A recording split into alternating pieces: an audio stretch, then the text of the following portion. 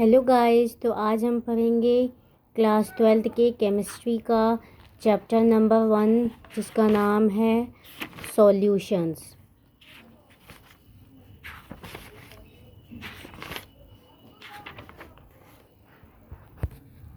देखिए, तो चलो हम अब स्टार्ट करते हैं केमिस्ट्री के चैप्टर 1 को स्टार्ट करना। कुछ बच्चे अभी तक क्लास 12th में पहुंच गए होंगे,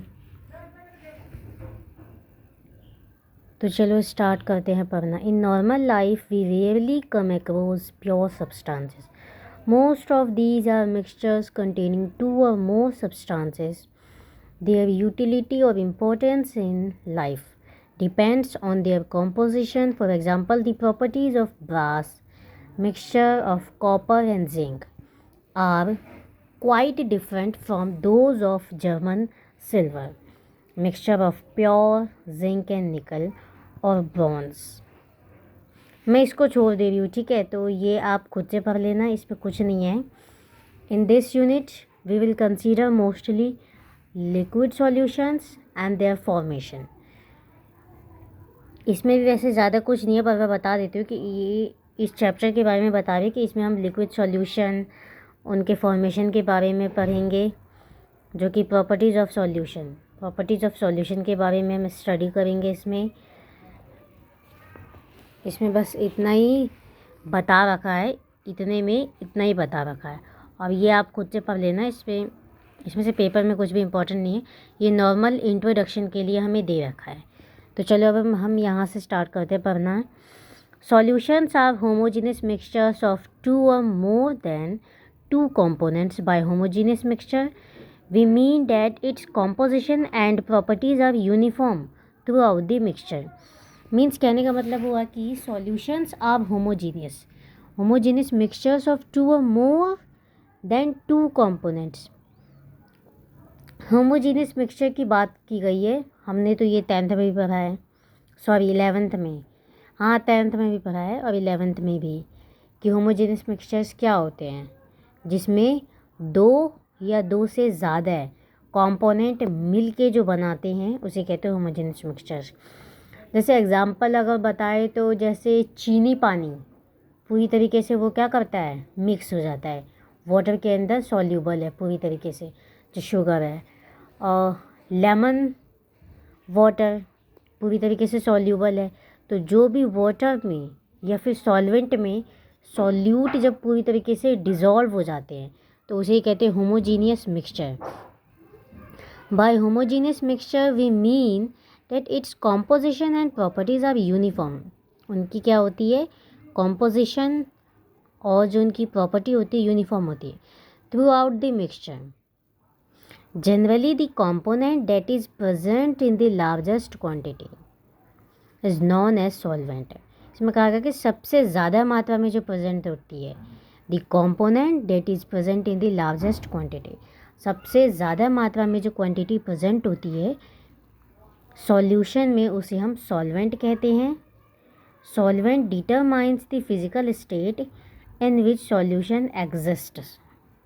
सॉल्यूशन ही डिटरमाइन करता है एक फिजिकल स्टेट में कि जिसमें सॉल्यूशन एग्जिस्ट करता हो। 1 or more components present in the solution other than solvent are called solutes. इसमें कहा गया है कि जो सॉल्यूशन में सॉल्वेंट के अलावा जो एक और कंपोनेंट होता है उसे कहते हैं सॉल्यूट, जो बहुत ही कम मात्रा में लेसर क्वांटिटी होती है, जिसकी लार्जेस्ट क्वांटिटी जो होती है उन्हें सॉल्वेंट कहते हैं, और जिनकी लेसर क्वांटिटी होती है उन्हें सॉल्यूट कहते हैं। वैसे मुझे इतना बताने की कोई आवश्यकता नहीं है, इतनी नीड नहीं है, क्योंकि आप जानते ही ये हमने 10th में भी पढ़ा है, 11th में भी पढ़ा है। वैसा कोई बच्चा नहीं होगा जिसको नहीं पता होगा। तो हम काम की बात करते हैं कि हमें 12th में क्या पढ़ना है। चलो इंट्रोडक्शन में आपको बता देती हूँ धीरे धीरे करके, बाकी ये उतना मैं नहीं डिटेल में नहीं समझाऊंगी क्योंकि ये सब हम जानते हैं पहले से ही, है ना। In this unit we shall consider only binary solution. इसमें सिर्फ हम बाइनरी सॉल्यूशन के बारे में पढ़ेंगे इस वाले यूनिट में, मीन्स चैप्टर में। Consisting of 2 components, here each component may be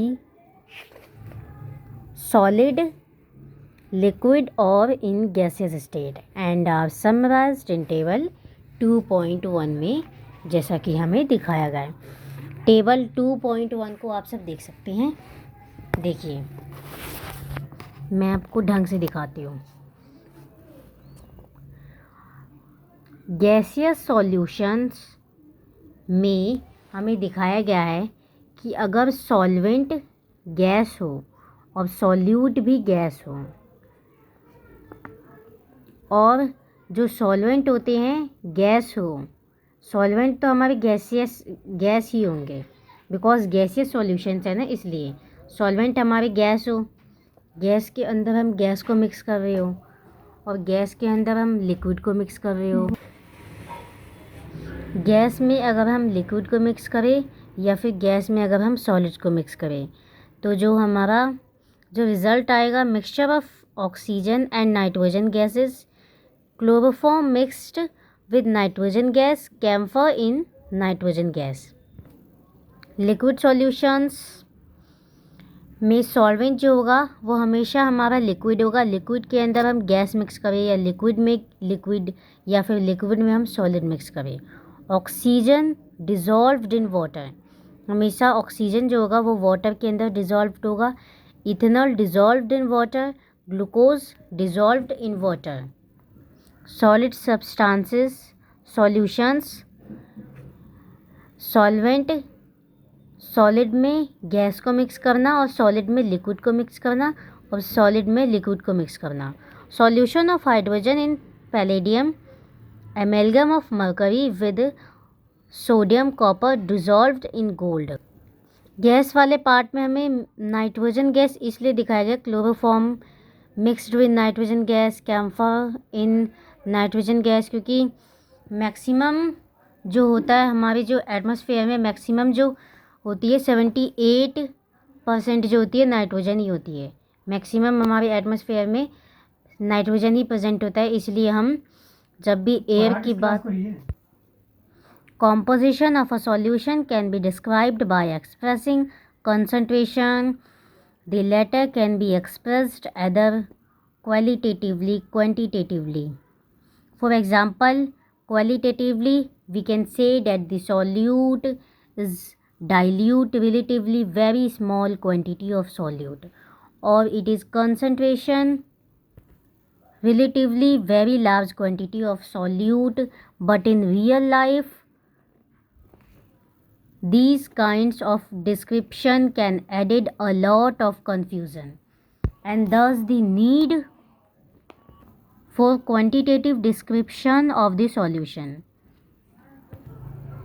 उसके बाद हमें इसमें फर्स्ट दे रखा है कि मास परसेंटेज क्या होता है, वॉल्यूम परसेंटेज क्या होता है और मास बाय वॉल्यूम परसेंटेज क्या होता है और मोल फ्रैक्शन क्या होता है। ये सब हमने 11th में भी पढ़ चुका है, ये सब आपको पता होगा। मास परसेंटेज क्या होता है कि mass of the component in the solution divided by total mass of the solution, मतलब सॉल्यूशन के अंदर जिसका मास हम निकालना चाहते हैं और जो हमारे सॉल्यूशन का जो टोटल मास होता है अपॉन में करके इनटू 100 करते हैं।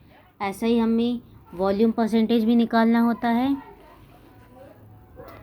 और फिर उसके बाद मास बाय वॉल्यूम परसेंटेज भी हम ऐसे ही निकालते हैं। फिर उसके बाद आ जाता है हमारा mole fraction, number of moles of component divided by total number of moles of all the components. और जब हमें किसी एक पर्टिकुलर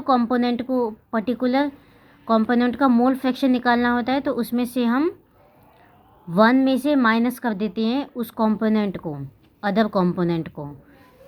तो ये सब तो आपको पता ही होगा, ये सब हमारे 11th के कॉन्सेप्ट है। उसके आगे दे रखा है molarity, moles of solute upon volume of solution in litre,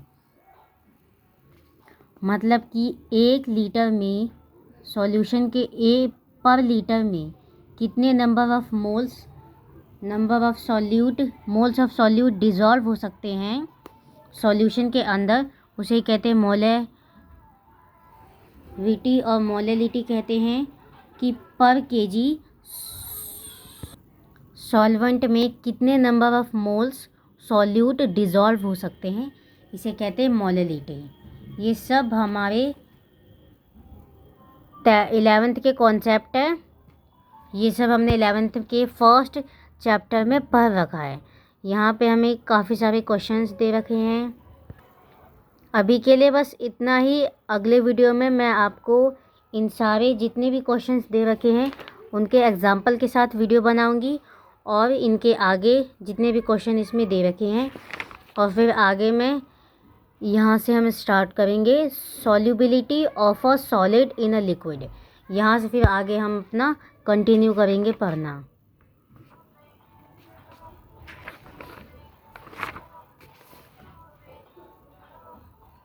thank you आप सभी को।